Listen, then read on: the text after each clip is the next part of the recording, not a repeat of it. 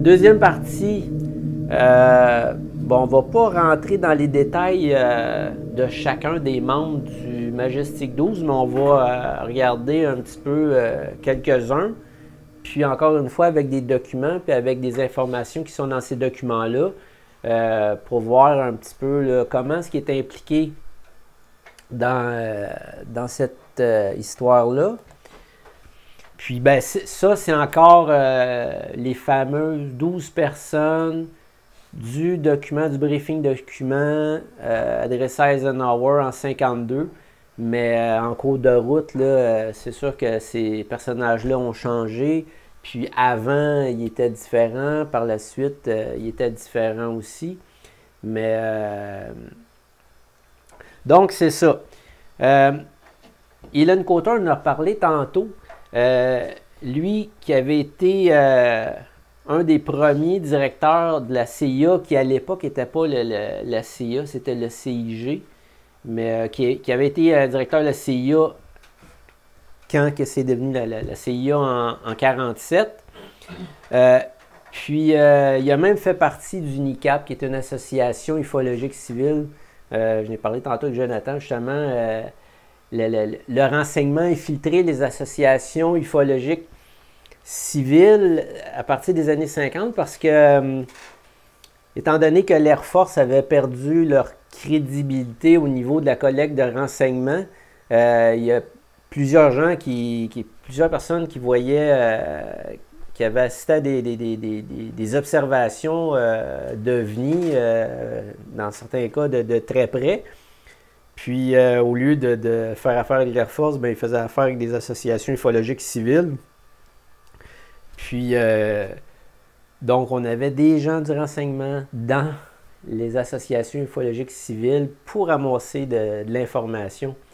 Vannevar Bush, ça, j'en avais parlé là, de lui dans plusieurs autres présentations. Lui, c'est un des maîtres penseurs de toute cette structure-là. C'est même lui qui avait suggéré ça au président Truman à l'époque, une espèce de comité multidisciplinaire qui verrait à gérer toute l'information OVNI avec le renseignement. Lui, déjà au début de la Deuxième Guerre mondiale, il avait créé des comités, des structures de tout ce qui avait rapport avec le développement de l'armement militaire, puis tout le renseignement, tout de l'espionnage, que ce soit, mettons, dans d'autres pays, pour soit savoir où est-ce qu'on est rendu l'ennemi dans tel développement. C'était un véritable génie à son époque, puis il avait écrit quelque chose justement dans les années 40-50. Il avait décrit un peu ce qui serait aujourd'hui l'Internet. Puis lui, un fameux email, il appelait ça un Memex. Il avait déjà compris un peu une façon de faire fonctionner un espèce de réseau virtuel d'information. C'était quelqu'un qui était pas mal en avance sur son temps. Donc, c'était pour ça qu'il était à la tête de tout ce qui se rapportait au développement technologique. Donc, précurseur d'Internet. Gordon Gray, ministre adjoint de l'armée de terre, conseiller en matière de défense, directeur du conseil stratégique de la CIA. Puis en 1950, c'est lui qui est devenu le directeur des opérations psychologiques. Ça, on va revenir à ça plus loin. Menzel, l'astrophysicien. Puis lui, c'était un vrai débunker, là, lui, à chaque fois qu'il sortait, c'était pour défendre la thèse anti-OVNI qui disait non, non, non, vous n'avez pas vu des OVNI, vous avez vu d'autres choses. Mais les gens à l'époque, quand lui faisait ses sorties, ben, il n'y avait aucune idée qu'il pouvait faire partie d'un groupe de renseignement militaire. Même si c'est au-dessus de l'armée, c'est militaire civil. Berkner, bon, secrétaire exécutif du GRDB, qui était aussi donc un acolyte de Vannevar Bush. Detlev Bronk, biophysicien, lui spécialisait surtout dans la physiologie des pilotes haute altitude, au niveau de l'oxygène, au niveau de la pression atmosphérique, puis tout ça. Puis d'ailleurs, on va le voir dans des documents qui auraient travaillé sur les corps récupérés après le crash de Roswell. On va voir son nom apparaître. Forrestal, ben lui, il est décédé en 1949. Puis il s'est fait remplacer par Walter Bedell Smith, qui était dans le renseignement lui aussi. Sowers. Donc, en gros, là, on ne va pas toutes les passer parce qu'on va voir Twining, Vandenberg par la suite, le plus en détail. Mais chacun est à la tête d'une grosse organisation. En gros, c'est un peu ça. Dont Hunsaker, qui était ingénieur en aéronautique. Tout ça, c'est pour faire ramasser de l'information, faire sûr que les gens, grâce au service de renseignement, disséminent pas l'information, puis ceux qui sont au courant, vont pas en parler. On a, là, dans ces documents-là, on s'aperçoit aussi que on a demandé beaucoup de moyens financiers, puis pas seulement financiers, des ressources humaines pour mener à bien là, cette opération d'envergure-là. Le lieutenant général Twining, donc il y a un mémo, 23 septembre 1947, là, encore une fois, c'est toutes des dates là, qui sont toutes près l'une de l'autre. Lui avait envoyé un mémo qui disait, le phénomène rapporté est réel, puis c'est pas visionnaire, puis c'est pas imaginaire. Là. Okay? Puis lui est à la tête du commandement matériel de l'armée de l'air. Dans un autre document, ça c'est document Truman, des directives au général Twining. Puis là, le président, il demande au général Twining, tu vas te rendre au centre de commandement du site d'essai de White Sands afin de faire une évaluation de l'objet non identifié gardé là-bas. Mais avant d'aller à White Sands, tu vas communiquer avec le général Eisenhower. Donc là, ça c'est un peu, c'est le 9 juillet, c'était fait, c'est un document, je pense, qui date du 7 juillet, ou un petit peu avant. Donc, on envoie Twining enquêter sur ce qui a été récupéré après Roswell. En gros, c'est ça. Puis le document, il explique un peu, il va falloir que tu ailles à Alamogordo parce qu'ils ont dispersé un petit peu là, les débris qu'ils ont récupérés. Parce qu'il y avait deux sites. Il y avait LZ1, qui était le fameux ranch là, de Brazil, où que c'était des débris, le vernis était pulvérisé, là, presque en petits morceaux.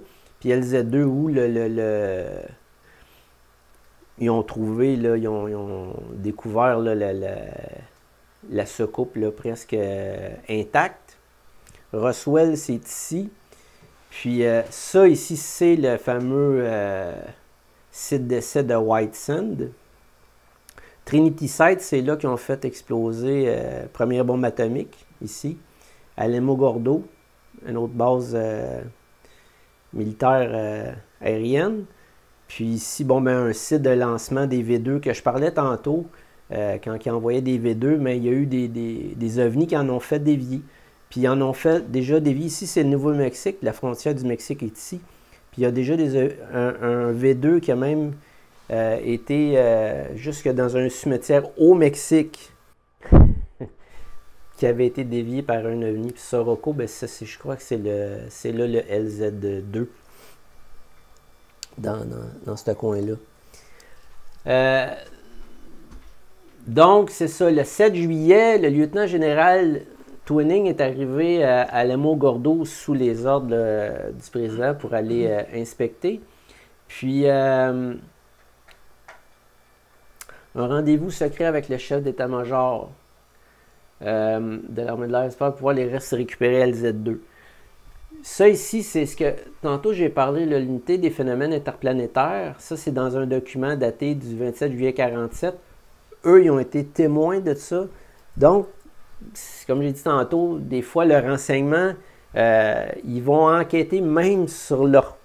C'est à l'intérieur même de l'armée, dans d'autres... Donc, c'est l'armée de terre qui va enquêter sur un général de l'armée de l'air ou tout sur qu'est-ce qui se passe. Mais eux autres, c'est leur... c'est leur domaine, c'est des phénomènes interplanétaires. Donc, ils sont à leur place, puis ils les laissent faire, ils les laissent poser des questions. Mais puis même au début, quand ils sont arrivés, les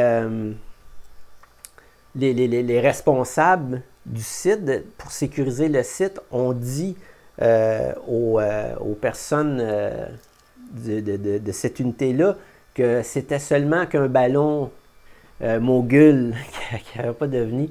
Puis il a dit, ben là, nous autres, on va faire notre enquête pareille. Puis là, dans le document, dans ce même document-là, ils ont dit, ben c'est définitivement pas un ballon mogul là, qui était ici. Qu'est-ce qui est écrit en haut? C'est un article des médias, ça? Ça ici, là, ça, c'est un extrait que j'ai traduit de ce document-là. D'un document, c'est un rapport de 7 pages environ qu'ils ont fait. Puis c'est juste un petit extrait pour montrer, bon, ben, le général Twining est arrivé à Alamogordo pour un rendez-vous secret. Dans le fond, c'est juste pour confirmer ce document-là, que lui-ci était assez controversé, qui dit non, non, c'est pas vrai, blablabla. Mais l'autre document, il vient confirmer que oui, Twining a bien été à Alamogordo, c'est ici, là. Mais dans le document, c'est parce qu'il dit tu vas aller à White Sand, mais tu vas aller à Alamogordo. Il était là, je pense, 3-4 jours, puis ils ont donné différents endroits à aller. Puis quand il est revenu, c'est ça qu'on va voir plus loin, il va faire un rapport complexe, ça s'appelle le White Hot Estimation, je ne me rappelle plus trop quoi. En tout cas, un rapport d'estimation de qu'est-ce qu'il a vu. Mais en même temps, c'est une compilation de toutes les informations des différentes personnes impliquées. Ceux d'Alamogordo qui avaient récupéré le générateur, l'autre, eux autres qui avaient, mettons, plus la carlingue, ceux qui avaient récupéré les corps, c'est quoi ces créatures-là? C'est un rapport complet. Puis à la fin, ben, en plus, tu as un rapport... qui est un peu politique, là, qui dit, qu'est-ce qu'on fait avec ça? Ben, on devrait garder ça secret, on ne devrait pas révéler ça au public. Puis ça, c'est, rapport d'accident aérien d'un disque volant près du site d'essai balistique de Wesson, Nouveau-Mexique. Bon, ben, c'est à côté de Roswell. Lui, c'est parce qu'il demandait aussi, il a fait quelques petits rapports, puis après, il a fait son estimation générale. Puis celui-là, c'est seulement un rapport sur l'accident comme tel. Qu'est-ce qui s'est passé? Bon, je l'ai pas mis tout au complet, mais ce qui est intéressant, c'est ça ici. Ça, c'est à la fin du rapport. Là, ça, c'est résultat au personnel. Bon, c'est les gens qui ont subi, soit qui sont décédés ou soit qui ont été blessés. Ici, c'est décédé.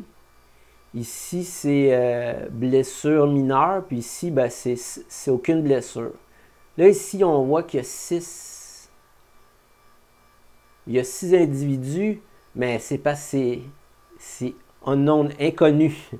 Donc, il y en a 6. Il y en a 5, il y en a 4 qui sont décédés, un qui serait blessé, puis l'autre qui est en vie. Bon, l'unité des phénomènes interplanétaires, eux autres, on le voit plus loin, là. Ils parlent de 5 corps, mais il y a deux sites de crash.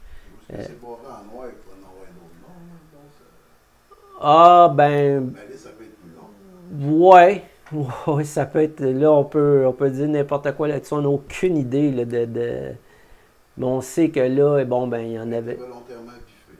Oui, oh, ils rendent ça public. Puis déjà, bon, oui, il y a de l'information là, mais c'est parce que là, peut-être que ça serait un peu trop clair. Là, on ferait moins de recherches, ce serait moins stimulant. Puis ça, ben, des documents comme ça, là, avec assurage comme ça, là, il y en a assez. Il y en a beaucoup. Ça, c'est un autre petit document. Bon, du laboratoire médical aérien. Qu'on voit que c'est encore pour le général Twining. Puis, bon, ben, là, c'est résultat préliminaire d'examen post-mortem. OK? Parce que lui, bon, ben, dans le fond, ils suivent la procédure normale, mais pour un événement assez extraordinaire. OK? Donc, puis bon, on voit les dates, là, c'est en même tout le temps dans le même quoi. Pour le fameux rapport rempli le 17 juillet, bon, ben tantôt, ça, c'est je crois, le rapport là, du 17 juillet, 17, 16. Je crois que c'est dans les mêmes dates. Puis ici, on voit le nom du docteur Detlef Bronk qui apparaît. Qui est ici au bout, là, que je parlais du biophysicien, Detlef Bronk, là, à votre droite complètement.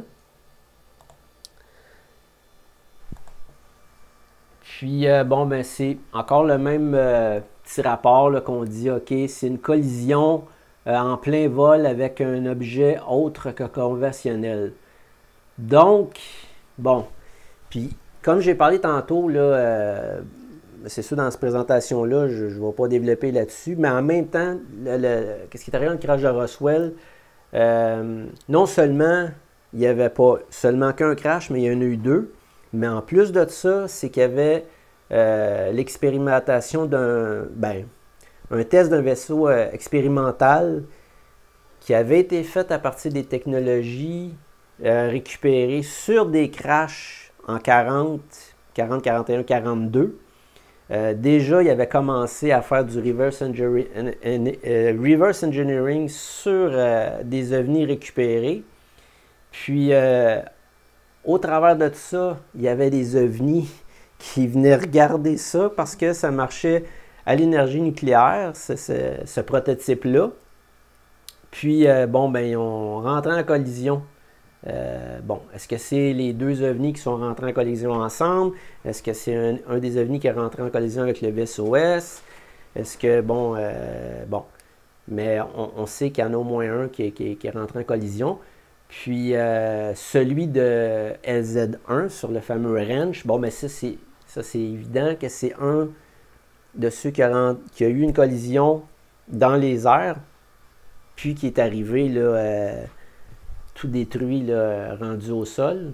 Puis donc, c'est ça qui dit le dommage à l'aéronef, bon, ben, complete threat. C'est complètement détruit.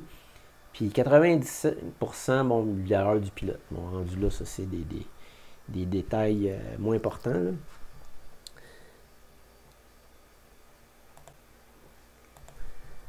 OK. Ici, on a... bon, ça, c'est la première page du document de Twining. Ça, c'est le document complet. Le rapport complet avec toute l'information qu'il a ramassée. Bon, on a plusieurs signatures, là. Bon, Truman, Vannevar Bush, puis bon, ben d'autres justement qui font partie du fameux comité Majestic 12.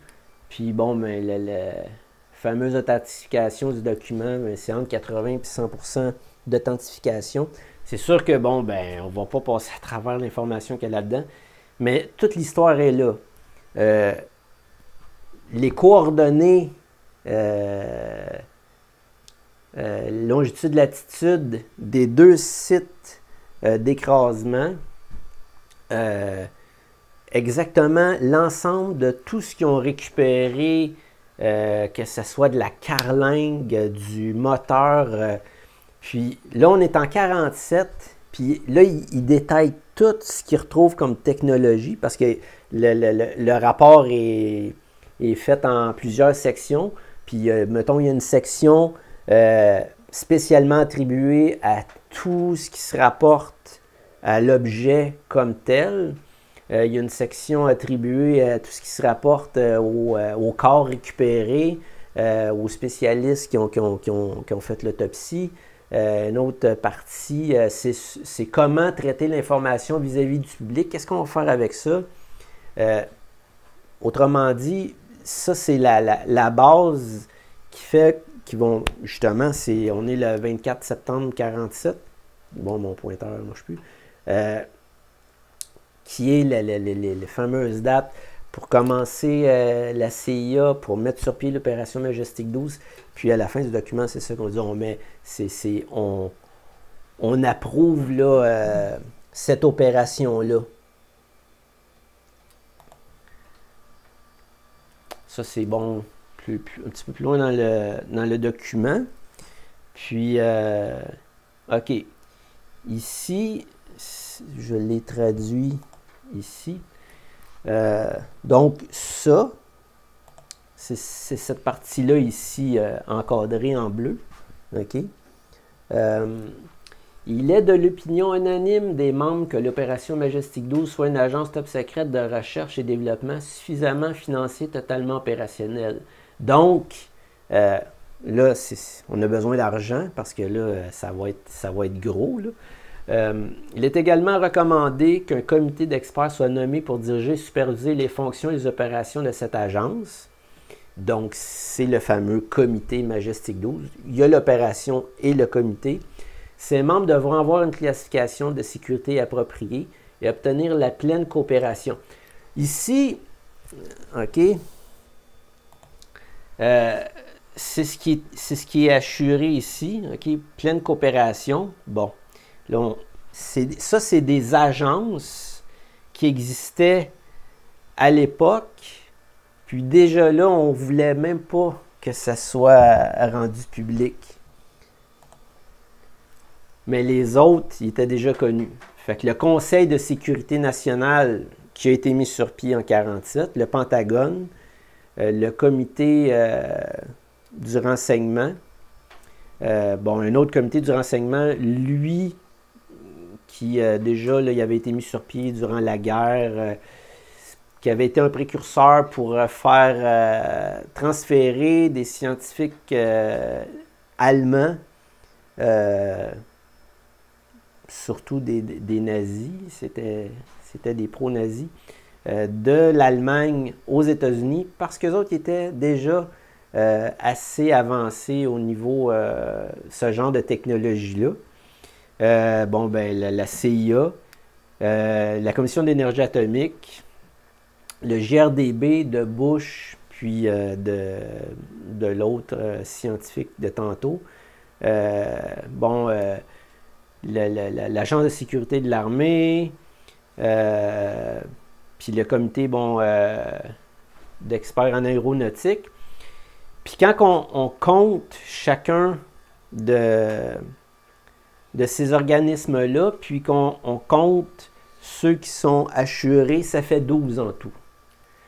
Donc, les 12 membres du comité, ils représentent chacun organisme. Puis c'est pas des petits organismes, c'est pas des bineries, c'est des gros organismes gouvernementaux. Puis, donc, c'est ça, on représente des gros organismes.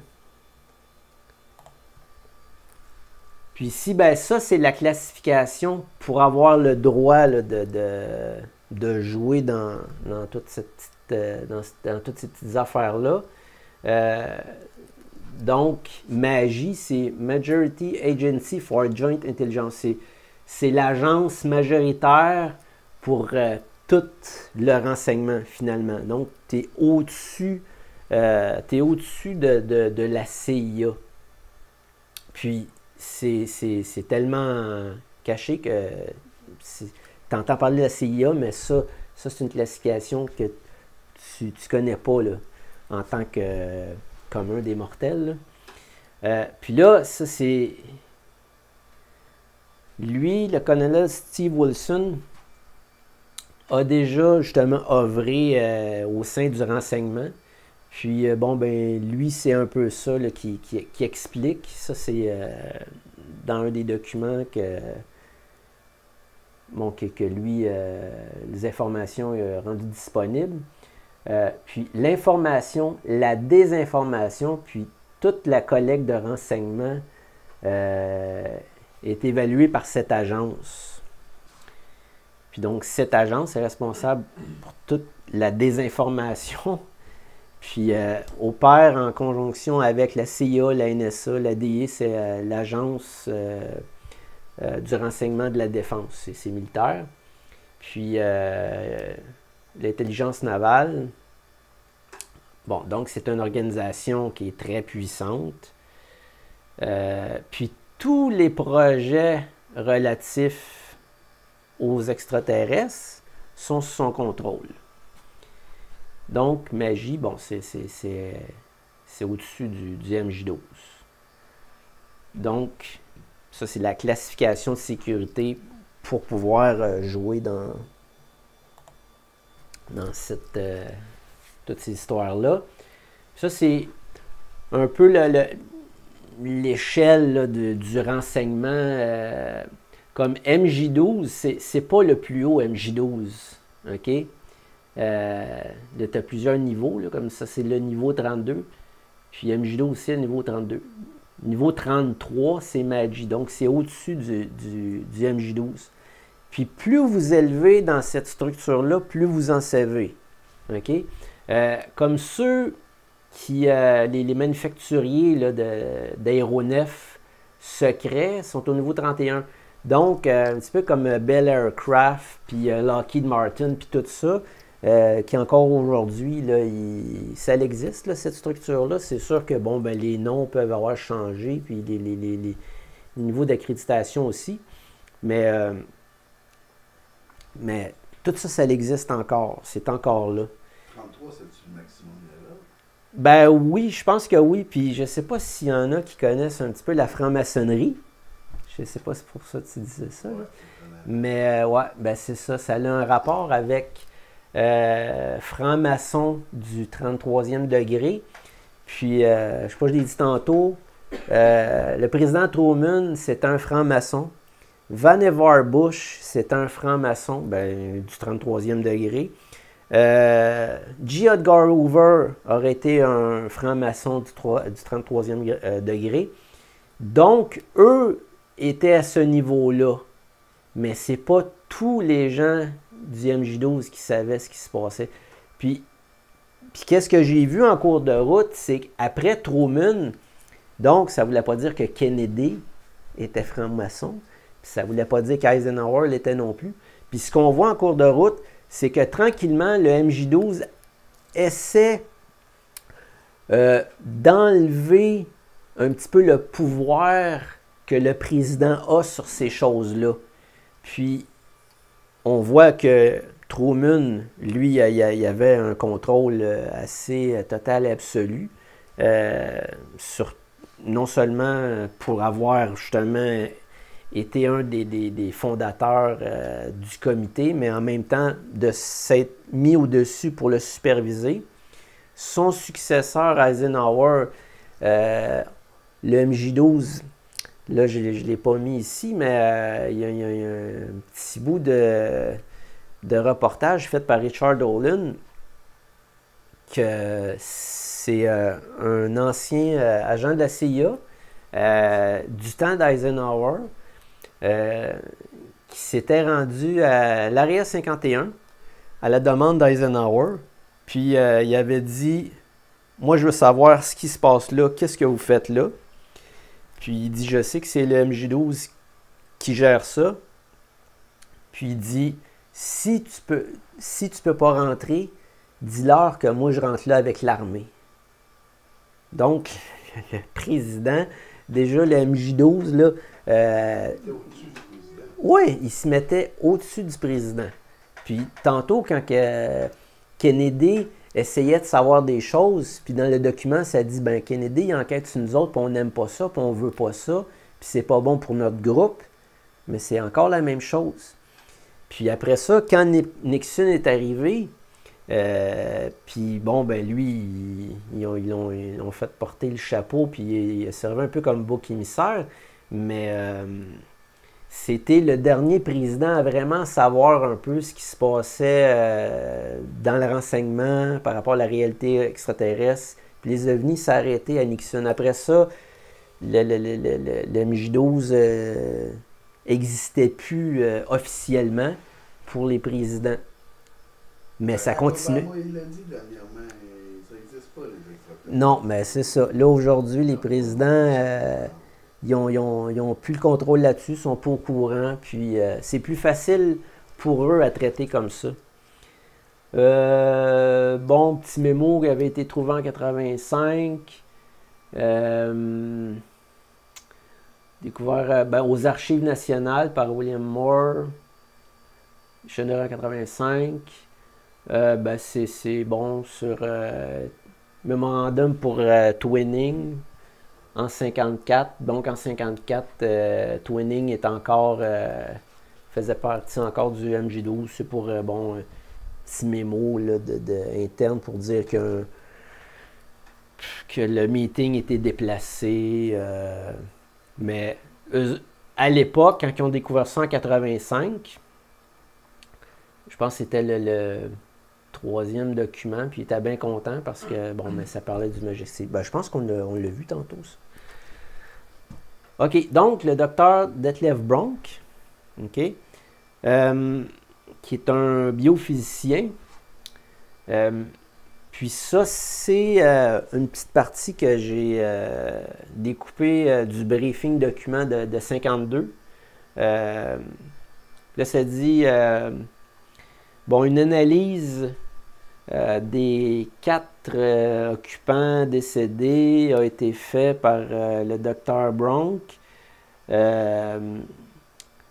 C'était la conclusion du groupe que même si ces créatures ressemblent aux humains, que leur processus évolutif responsable pour leur développement est très différent de ce qu'on peut observer chez l'Homo sapiens. Le Dr. Bronx, l'équipe du Dr. Bronx a suggéré le terme extraterrestrial biologique, c'est EB, que le terme EB soit adopté comme terme de référence standard pour ces créatures. Donc, ils ont découvert des créatures dans le crash.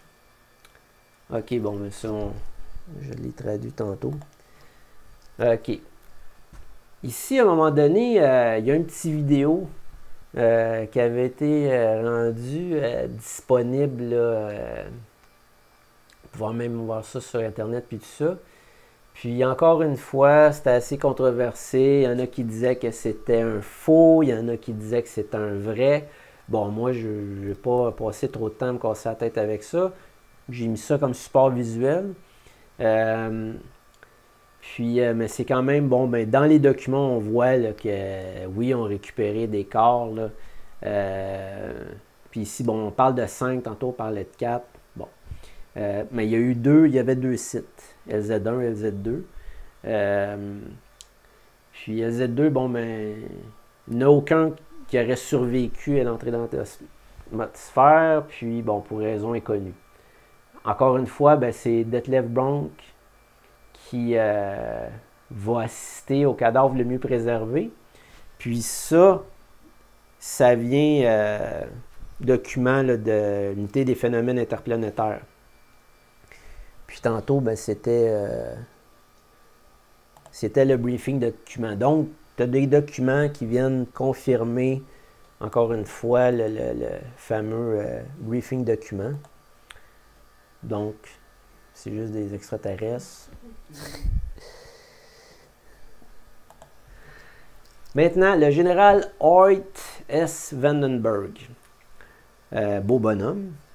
Puis il a même fait le Times, je pense, 2 fois. Quelqu'un de très glamour, très populaire en son temps.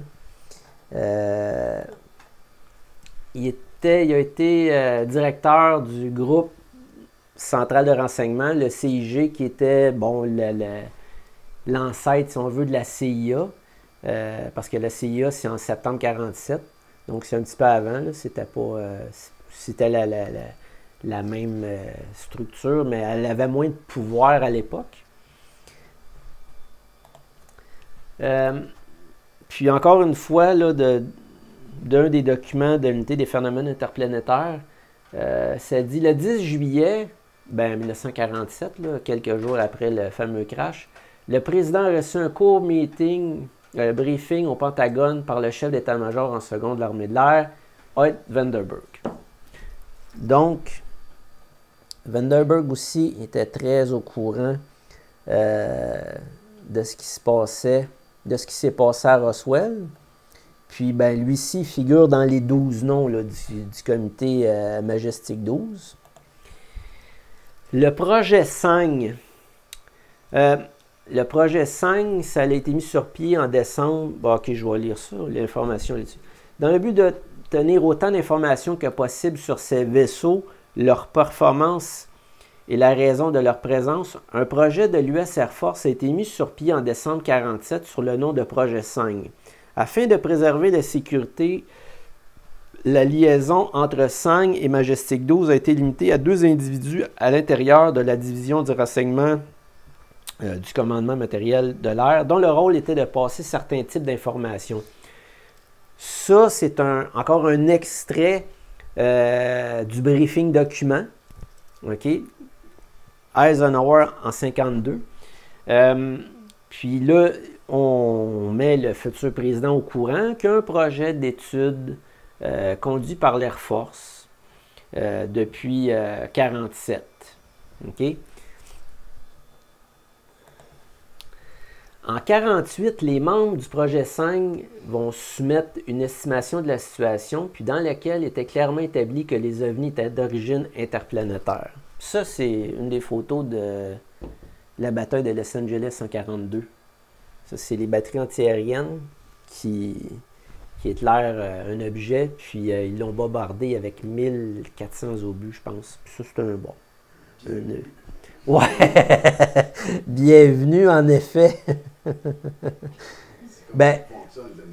Ça, c'est quelques jours après Pearl Harbor. Après ça être fait bombarder par surprise par les Japonais. Fait que c'est certain que là, on a paranoïé un peu. Puis ils n'ont pas pris de chance. Puis quand ils ont vu quelque chose qu'ils ne connaissaient pas, ils ont paniqué. Puis ils l'ont bombardé.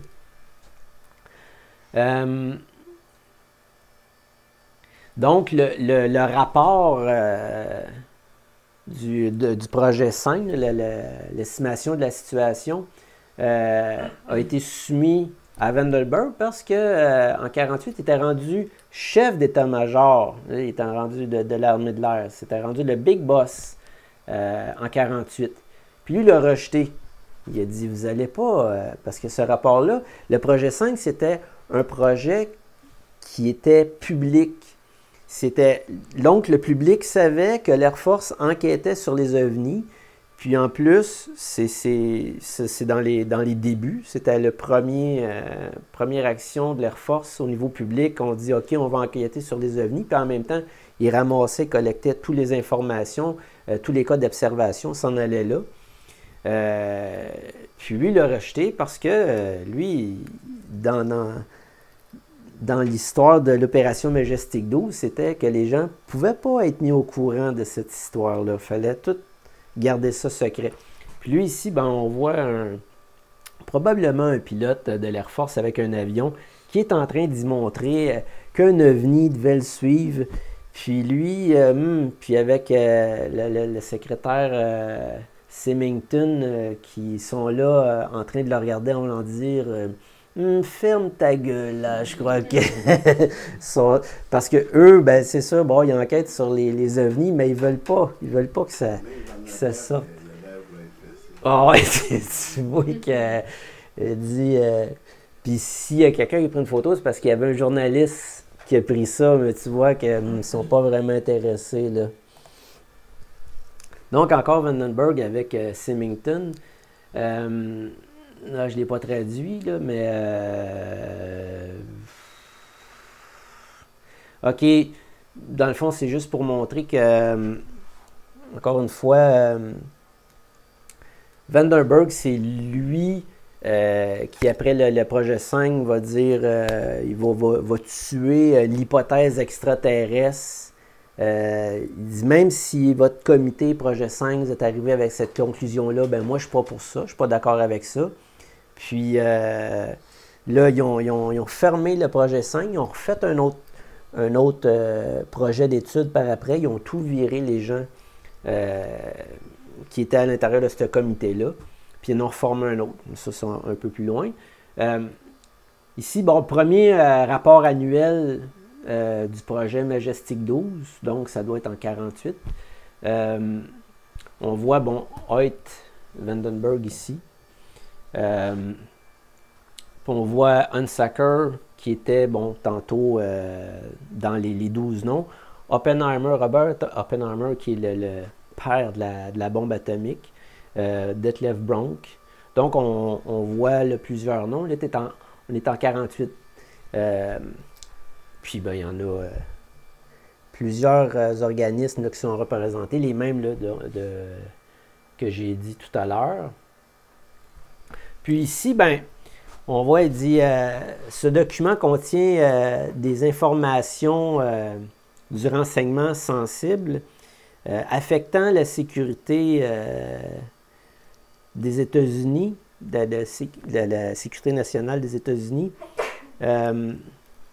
Puis ce qu'on dit, c'est que si la révélation de ce contenu est interdite. Puis tu ne peux pas en prendre connaissance si tu n'as pas l'accréditation requise. Puis tous ces documents-là sont identifiés comme ça. Le projet 5 a été changé en projet Grudge en décembre 1948. Donc l'année d'après, un an après. L'opération est présentement conduite sous le nom de code Blue Book, avec une liaison maintenue grâce à un officier de l'armée de l'air qui est à la tête du projet. Donc, ça, c'est encore tiré du briefing document de 52, qu'on dit au nouveau président Eisenhower un peu ce qu'il en est. Puis on dit que tu as un officier de renseignement de l'armée de l'air, que lui, il fait partie de ce projet-là pour faire en sorte que ça soit pas, qu'on ne perde pas le contrôle là-dessus. Ici, on voit Ruppelt, bon, qui était chef du projet Blue Book, mais c'était un lieutenant, un capitaine à l'époque. Regarde, il est jeune, je pense qu'il doit avoir 23 ans peut-être. Ça, c'est le major général John Samford. Ça, quand tu es capitaine, ça t'impressionne de voir ça, un major général à côté de toi. Puis ici, tu as le général Ramey. Ben, le général Ramey, c'est lui qui, en 1947, après le crash de Roswell, on voyait ça dans les journaux, c'est lui qui a dit vous avez rien vu, le crash de Roswell, c'est juste un ballon météo, blablabla. Là, il est encore là. Puis ça, c'est une conférence de presse en 1952. Les autres qu'on voit, vieux, c'est-tu genre de technologie Bluetooth, quelque chose qu'il y a dans l'oreille à l'époque? Ça? Ben, c'est drôle, hein? Non, je sais. Je pourrais pas dire, mais ça ressemble à ça. C'est possible, les affaires qui sortent 40 ans plus tard, 92. Ça, c'est les ovnis de Washington, 1952. Pendant 2 fins de semaine d'affilée, il y a des ovnis qui ont survolé le Capitole et la Maison-Blanche.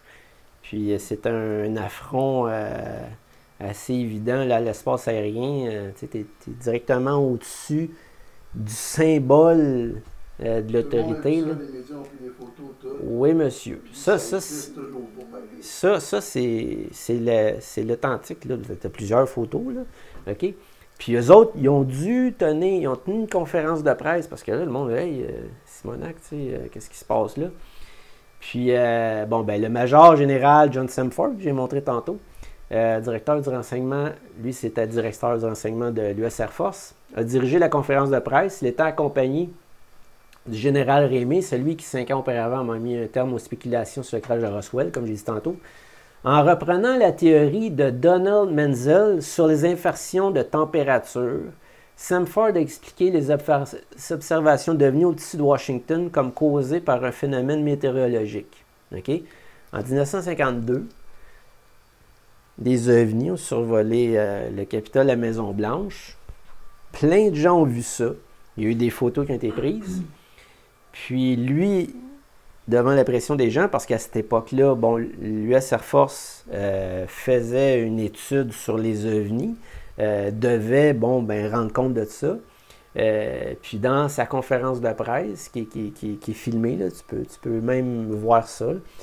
Il dit, on a eu plusieurs rapports, des centaines de rapports, puis il dit depuis 47 qu'on étudie ça. Il dit jusqu'à présent, il dit c'est soit des canulars, ou soit des phénomènes naturels, ou soit des hallucinations. Collectif. Ouais. Il dit des hystéries de masse. Donc, ce qu'il dit, c'est ce que vous voyez, c'est soit que vous êtes fou, ou soit que c'est des choses tout à fait explicables. OK? Puis là, les gens, c'est à partir de ce moment-là qu'ils se sont aperçus que l'Air Force était louche, parce qu'il y en avait beaucoup qui savaient ce qu'ils avaient vu. Il y en avait qui avaient vu ça de très près. Puis ils disaient non. Donc, ils ont commencé à plus vraiment faire confiance à l'Air Force. Puis, déjà, il y en avait beaucoup qui avaient des sérieux doutes, mais ça a confirmé leurs doutes. Puis, Ruppelt, qu'on voyait tantôt, le jeune, lui a écrit un livre après avoir quitté le projet. Puis il disait, après la conférence de presse de Samford, les rapports ont commencé à chuter. Il y a moins de gens qui appelaient le projet pour... c'est sûr, tu sais, je veux dire, tes appels, mais tu vas... tu vas faire rire de toi ou ils vont, tu sais, c'est pas sérieux. Donc, c'est ça, le fameux docteur Donald Menzel, lui aussi, était dans les 12 noms. Donc, je ne sais pas si vous commencez à voir, là, c'est tout interrelié. Là. Lui, il prend des informations que lui, c'est un astrophysicien, c'est une autorité en matière scientifique, en phénomène. Puis il dit, c'est des inversions de température, c'est ci, c'est ça. Il trouvait toujours toutes sortes de façons pour arriver à expliquer. Puis dans ces documents-là, à un moment donné, on voit ça, on dit, eux autres, ce qu'ils disent, c'est que faut que vous trouviez une façon de faire baisser au minimum les cas inexpliqués. Dans le sens que si vous pensez que ça ressemblait à des oiseaux, vous dites que c'est des oiseaux. Si vous pensez que c'était la planète Vénus, vous dites que c'est la planète Vénus. Si vous pensez que ça pourrait ressembler à une inversion de température, vous dites que c'est une inversion de température. Puis c'est ça qu'il faisait.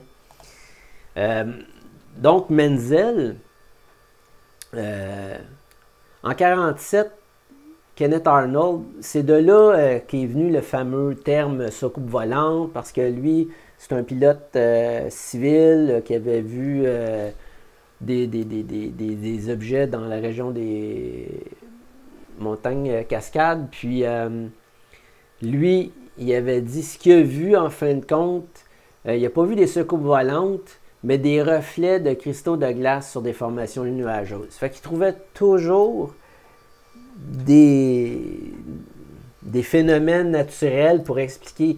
Mais le gars, c'est un pilote d'expérience, puis tout ça, puis se serait pas fait leurrer par des cristaux de glace, mais l'autre, c'est une sommité en astrophysique, en phénomènes scientifiques. Donc, les gens, c'est toujours pour créer la confusion, pour créer le doute.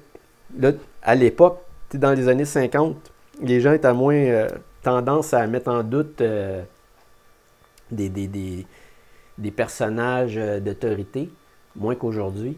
En 51, il intervient encore dans un autre cas d'observation, les fameuses lumières de Lubbock. Puis il a écrit plusieurs livres sur les ovnis, dont un qui s'appelle Flying Saucer.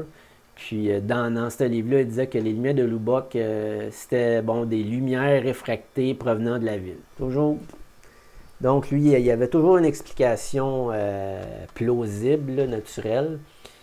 Donc jusqu'en 1976, jusqu'à son décès, Menzel sera reconnu comme un farouche défenseur de la thèse anti-ovni, puis une autorité en la matière au sein de la communauté scientifique. Donc, quand on voulait avoir affaire avec un scientifique, quand il y avait une observation d'OVNI, on lui demandait son avis, mais lui, c'était toujours d'autres choses qu'un objet volant interplanétaire, là. Donc, après son décès en 1976, Stanton Friedman a décidé d'enquêter sur Menzel. Puis, c'est là qu'il a découvert que cet astrophysicien-là, il avait une habilitation ultra top secret. Il était conseiller du gouvernement fédéral, puis il enseignait l'astrophysique à l'université en même temps. Donc, il a le profil parfait pour faire partie du comité Majestic 12. Puis, dans le briefing document, ici, ça a rapport avec Menzel. Il dit on est virtuellement certain que ces vaisseaux ne proviennent d'aucun pays de la Terre. Des considérables spéculations ont été centrées autour de leur point d'origine, qui pouvaient être d'où est-ce qu'ils viennent finalement. Mars a été et reste encore une possibilité. Cependant, quelques scientifiques, et plus notablement le docteur Menzel, considèrent que nous sommes en face d'êtres d'autres systèmes solaires. Donc, dans le document de 52, Menzel, à l'interne, lui disait ces véhicules-là, c'est même pas dans notre système solaire, c'est extrasolaire. Ça vient en dehors de notre système solaire, mais de façon officielle, jamais qu'il va avoir avoué que c'était des vaisseaux interplanétaires.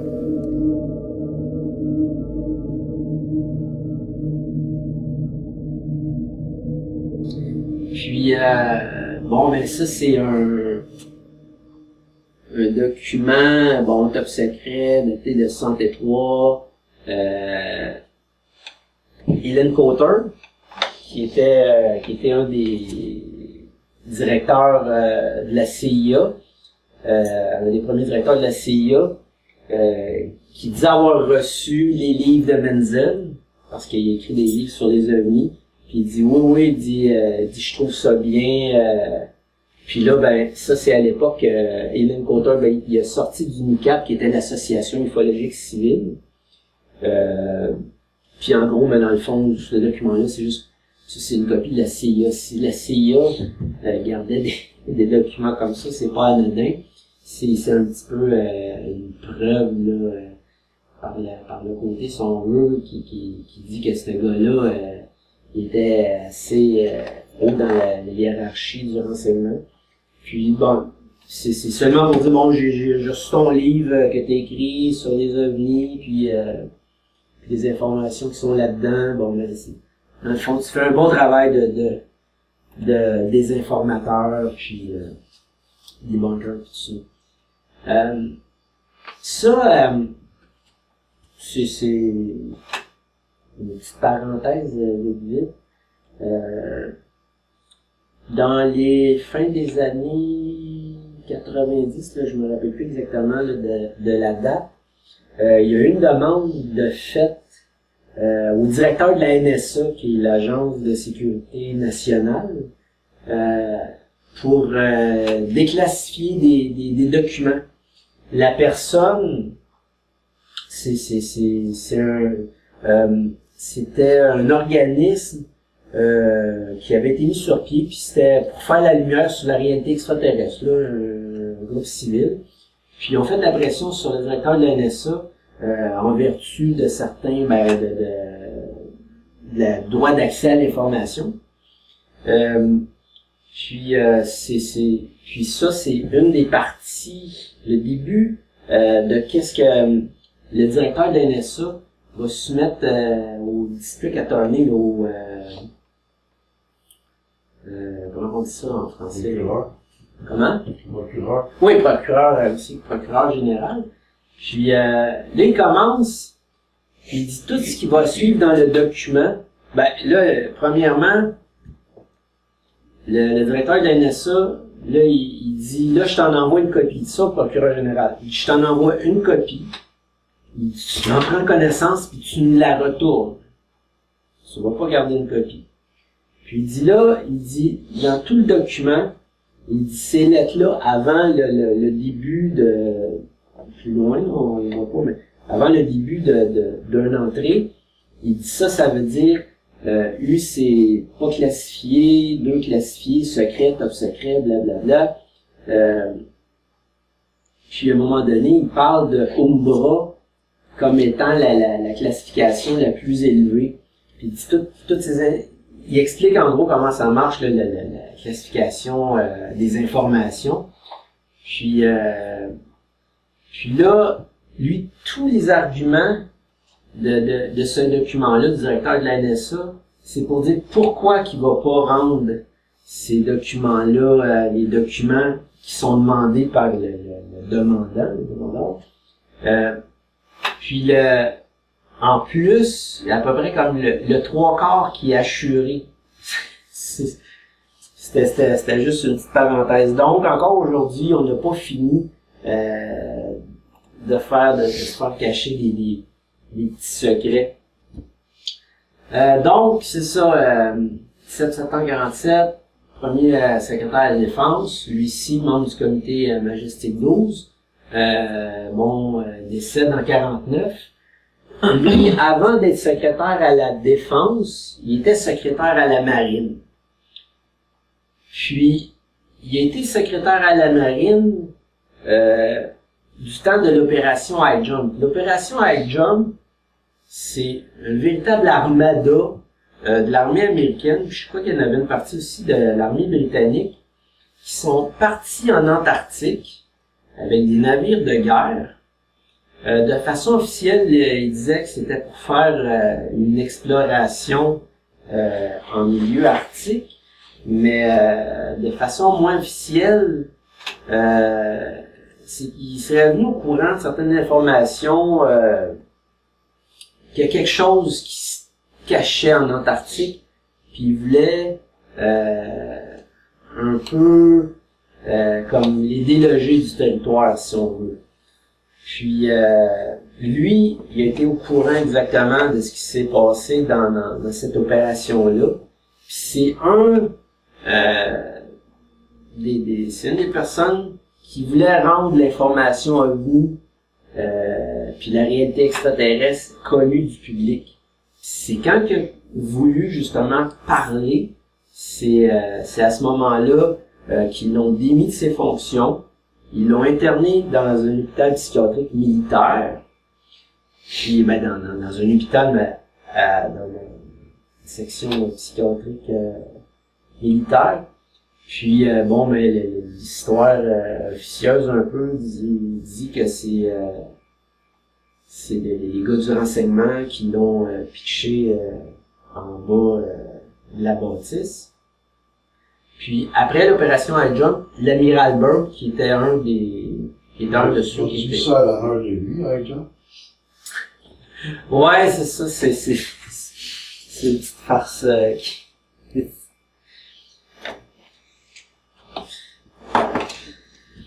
Ouais, jump en bas du 14e. Mais l'amiral Byrd, quand il est revenu de l'Antarctique, a dit qu'il était possible qu'un jour qu'il aurait à faire je me rappelle plus exactement ses paroles, mais il disait on pourrait s'attendre qu'un jour on puisse voir des objets volants à des vitesses incroyables aller d'un pôle à l'autre. Autrement dit, quand ils sont arrivés là-bas, ils ont vu des choses. Puis ils sont venus avec moins de personnes qui ont été avant d'y aller. Autrement dit, ils ont comme subi une raclée. Puis ils sont venus en pensant justement, ils venaient de gagner la Deuxième Guerre mondiale. Il y avait eu le dessus sur les nazis. Ils étaient devenus la première puissance mondiale. Puis ils pensaient pouvoir faire l'anneau un peu partout. Mais en Antarctique, ça n'a pas fonctionné comme ils voulaient. Puis mais ça, c'est une des opérations que il y a vraiment pas beaucoup d'informations dessus. Mais il y a aussi beaucoup de désinformation. C'est pour ça que j'ai pas encore développé là-dessus. Un jour, peut-être, je vais tomber sur d'autres documents là, qui vont m'en donner plus, mais pour le moment, c'est gardé assez secret. On va aller voir Bush avec son comité, des militaires, puis aussi tous des dirigeants, des têtes du renseignement. Puis lui, on a parlé un petit peu tantôt. Ici, c'est une correspondance entre deux ufologues en 87 que j'avais trouvé là à l'Université d'Ottawa. Puis, petite traduction d'une partie. Concernant les analyses du Dr Vannevar Bush et du Dr Eric Wan sur des secours volantes récupérées, il est maintenant évident, et ça en passant par divers réseaux, que le Dr Bush est à la tête de l'ensemble du projet, ceci n'ayant pas besoin davantage d'explications. Le Dr Henry Wang est à la tête du département des études spéciales à l'ancien centre du développement aérien de la base de l'Air Force Wright-Patterson de 1956. Donc, Bush, déjà, il était à la tête de tout ce qui était le développement scientifique militaire pour l'armement. Puis, comme j'ai dit tantôt, qu'il était franc-maçon, qu'il avait su se placer au-dessus de tout. Ça, je sais pas, Martin, si tu te rappelles de ça. Ça, moi, je pense que c'est une cage de Faraday. Mais, on reviendra là-dessus une autre fois. Donc, en 47, pour faire un petit résumé, une annexe secrète, la NSC-4A, fut approuvée par le Conseil de sécurité nationale à laquelle on y proposait une procédure dont le but n'était rien de moins qu'une vaste opération psychologique visant à garder secrète la réalité extraterrestre et des technologies issues des différents traités. Mais ça, c'est de William Cooper, c'est quand même assez controversé ce qu'il pouvait dire. Lui, William Cooper, aurait été un marin de l'intelligence navale. Puis il a fait une sortie en 89, donc 2 ans après que Moore, Chandera et Stanton Friedman ont rendu toute cette histoire de Majestic 12 là publique. Lui, en 89, il est sorti, puis il a dit publiquement que Moore, Chandera puis Friedman était pour la CIA, puis tout ce qui se rapportait à Majestic, c'était de la désinformation. Ça l'a brouillé les cartes de bien du monde. Pourquoi? Parce que lui, William Cooper, il écrit un livre, Le gouvernement secret, puis il en écrit un autre, c'est Behold the Pale Horse. Puis là-dedans, il explique tout le fonctionnement avec le Conseil de sécurité nationale, la CIA, puis tout ça. Puis l'ensemble de ces informations, je dirais 75% de ces informations-là sont vraies, sont bonnes, Mais on comprend pas si c'est lui qui est un agent de désinformation ou s'il y a derrière lui quelqu'un qui veut l'amener sur une mauvaise piste ou qui veut amener tout le monde en bateau. Puis c'est ça qui fait que quand tu te fies à des gens qui font des déclarations ou des témoignages, que c'est facile à un moment donné de se perdre. C'est pour ça que moi je me concentre seulement sur les documents, puis je me fie pas à ce que l'entourage va dire.